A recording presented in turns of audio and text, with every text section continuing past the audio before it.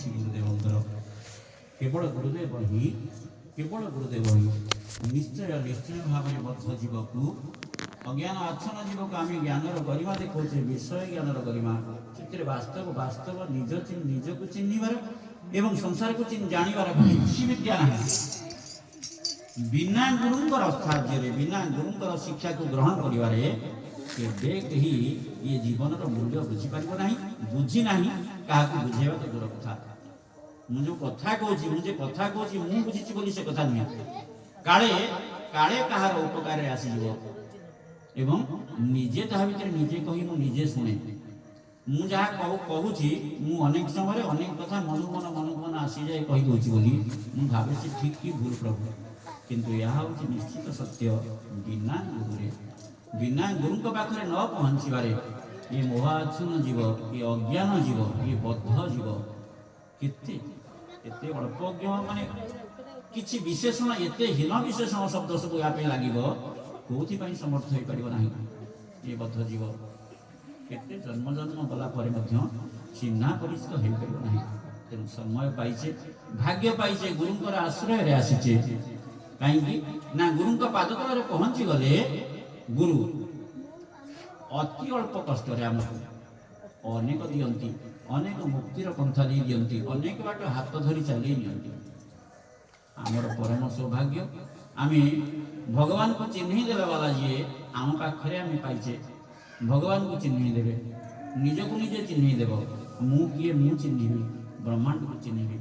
ଆମେ ଯଦି ଏମିତି ଅମୂଲ୍ୟ ରତ୍ନ ପାଇଲା ପରେ ଅନ୍ଧକାର ଭିତରେ ନିରନ୍ତର ରହିବା ପାଇଁ ସେଇ ମୁଁ ଆଉ ମମତ୍ୱର ରୋପଣ କରି ଚାଲିଥିବା ପ୍ରତ୍ୟେକ ବିଷୟରେ ମୁଁ ଏଇଟା ଭୁଲ କରିନି, ମୁଁ ସେଇଟା ଠିକ୍ କରିନି, ମୁଁ ଆଜ କଲି ସେ ତା କଲା, ମୁଁ ଆ କରିଛି ତା କରିଛି, ଏଇଥିରେ ନିରନ୍ତର ରହିବା, ଜାଣିବା ଯେ ଗୁରୁଙ୍କ ପ୍ରତି ବିଶ୍ୱାସ ଆସ୍ଥା ନାହିଁ। ଯାହା ଅଛି ସିଏ ବି ମୋର ବିଷୟ ଜନିତ ଆସ୍ଥା। ଠାକୁରଙ୍କ ପାଖକୁ ମୁଁ ଯାଉଛି ମୋ ପିଲା ପାସ୍ କରିବ, ଠାକୁରଙ୍କ ପାଖକୁ ମୁଁ ଯାଉଛି ମୋ ପରିବାର ଭଲ ମଙ୍ଗଳ ହବ, ରୋଗ ଭଲ ହବ, କିନ୍ତୁ ଲକ୍ଷ ଲକ୍ଷ ଟଙ୍କା ରୋଜଗାର ବେଳେ ପ୍ରଭୁ ମନେ ପଡ଼ନ୍ତି ନାହିଁ। ଯଦି ମନେ ପଡ଼ିବା ତାହେଲେ ଆମେ ଚିନ୍ତା କରିବା ନାହିଁ, ବାସ୍ତବରେ ମୁଁ ମୋର ଅଜ୍ଞାନତା ଦୂର ପାଇଁ, ବଦ୍ଧ ଅବସ୍ଥାରୁ ମୁକ୍ତ ଅବସ୍ଥାକୁ ଆସିବା ପାଇଁ ମୁଁ ମାର୍ଗ ପାଇଛି।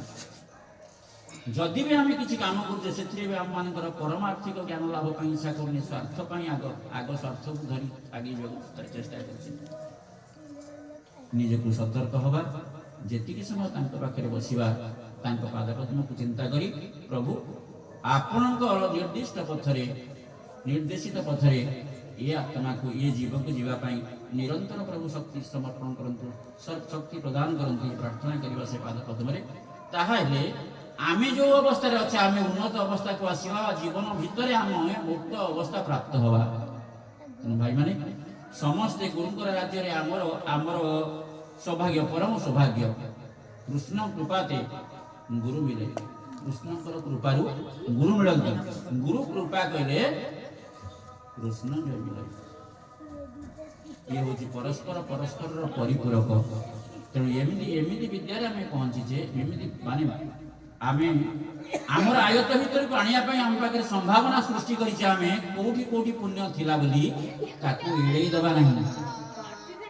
ସବୁଥିରେ ବାହାର ଆୟୋଜନ ସହିତ ଭିତର ଆୟୋଜନରେ ବି, ଭିତର ପାଇଁ ଆୟୋଜନ କରିବାକୁ ପଡ଼ିବ। ଆୟୋଜନର ହିଁ ସନ୍ତୁଷ୍ଟି ଚିନ୍ତା କରି ନାହିଁ ଠିକ୍ ହେଇଛି କି ଭୁଲ ହେଇଛି, ପ୍ରଭୁ ନିରନ୍ତର ଅଭିସନ୍ଧି ବିହୀନ କାର୍ଯ୍ୟ ମାଧ୍ୟମରେ ପ୍ରଭୁଙ୍କର ଯାହା ପ୍ରିୟ ତାହା କରିବାକୁ ଚେଷ୍ଟା କରିବା ଏବଂ ଚେଷ୍ଟା କରି ଇଏ ଜୀବନକୁ ସାର୍ଥକ କରିବା ସହିତ କ'ଣ ହବ? ଯଦି ଆମ ଜୀବନ ଆମେ ସାର୍ଥକ କରିପାରିଲେ ଗୁରୁଙ୍କର ପଦାଙ୍କ ଅନୁସରଣ, ନିର୍ଦ୍ଦେଶିତ ମାର୍ଗ ଅନୁସରଣ କରି, ତାପରେ କ'ଣ ହବ? ମୋର ନିବେଦନ ନିଜ ଚରଣ କର ଆଗେ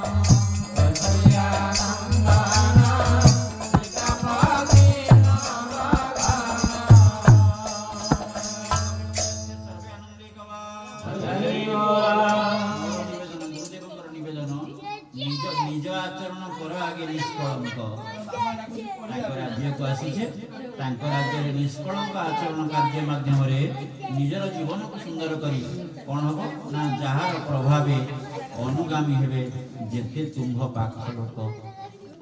ନିଜେ ନିଷ୍କଳଙ୍କ ହେଲେ ଯେମିତି ଫୁଲର ସୁରଭିରେ ତା ଚାରିପଟ ସୁରଭିତ ହୁଏ ବାସ୍ନାରେ ପୁରିଯାଏ, ସେମିତି ଏ ଜୀବନ ଯଦି ସୁରଭିତ ହେବ ପ୍ରଭୁଙ୍କର ପ୍ରେମରେ ଗୁରୁଙ୍କର ପ୍ରେମରେ ତାର ସୁରଭିରେ ଚାରିପାଖରେ ଯିଏ ଅଛନ୍ତି ଅନେକ ଅନେକ ଜୀବ ଆମୋଦିତ ହେବେ ଆନନ୍ଦିତ ହେବେ ବଞ୍ଚିବାର ରାହା ପାଇବେ। ତେଣୁ ଆମେ ଆମ ପାଇଁ କେବଳ କରି ନାହିଁ ନିଜେ ନିଜକୁ ଚିହ୍ନିଗଲେ ତୁଟିଯାଏ ସବୁ ଅଡ଼ୁଆ। ସଂସାରର ସବୁ ଓଡ଼ିଆ ତୁଟିଯିବ ଯଦି ନିଜକୁ ଚିହ୍ନିଛେ, ନହେଲେ ନିଶ୍ୱାସ ପିମ୍ପୁଡ଼ିର ଯାଉଛି, ନିଶ୍ୱାସ ତିମିର ଯାଉଛି, ନିଶ୍ୱାସ ମଣିଷର ଯାଉଛି। ତଫାତ କ'ଣ? ତେଣୁ ଏ ବଦ୍ଧ ଅବସ୍ଥାରୁ ପୁଣି ମୁକ୍ତ ଅବସ୍ଥାକୁ ଆସିବା ପାଇଁ ମୃତ୍ୟୁ ଯେତେବେଳେ ଆମକୁ ଚିହ୍ନେଇ ଦେଉଛି ଯେ ଆମେ ଗଲାବେଳେ କିଛି ନେଇକରି ଯାଇପାରିବା ନାହିଁ, କ'ଣ ନେବା ଯାହା ଅର୍ଜନ କରିଛେ ପୁଣି ପରଜନ୍ମ ପାଇଁ। କାହିଁକିନା ବ୍ରହ୍ମାଣ୍ଡ ଭ୍ରମିତ କୋନ ଭାଗ୍ୟବାନ ଯିବ, କେତେ କେତେ ଜନ୍ମ ଆମେ ଭ୍ରମଣ କଲା ପରେ ଏଠି ପହଞ୍ଚିଛେ। ତେଣୁ ଏମନ୍ତ ନାବ ଥାମୁ କୂଳେ ଯେବା ନତରେ ଭବ ଜଳେ। ତାପରେ ଆମେ ସମସ୍ତେ ସୁଇସାଇଡ୍ କରୁଛେ, ସେ ନରହୀନ ମୂଳମତି ତାହାକୁ ବୋଲି ଆତ୍ମଘାତୀ। ତେଣୁ ନିଜ ଆଚରଣ ନିଷ୍କଳଙ୍କ କରିବା, ତାର ପ୍ରଭାବରେ ଏ ସଂସାରକୁ ସୁରକ୍ଷିତ କରିବା, ଆମ ଜୀବନ ସାର୍ଥକ ହେବ। ଏବଂ ପ୍ରତି ଜନଜୀବନ ଆମ ଚାରିପାଖରେ ଯେଉଁମାନେ ଅଛନ୍ତି ସମସ୍ତଙ୍କ ଜୀବନ ଅନେକ ଦିନ ଧରି ସାର୍ଥକ ହେଇ ଚାଲିଥିବ ଏବଂ ଏ ଜଗତ ଯାହା ଆମକୁ ସବୁ ଦେଉଛି ସିଏ ସୁନ୍ଦର ହେଉଥିବ ଏବଂ ସମସ୍ତେ ଈଶ୍ୱରଙ୍କ ପାଇଁ ବୋଲ ଆନନ୍ଦ। ଭାଗବତ ଆମେ ଜାଣିଛୁ ଯେତେବେଳେ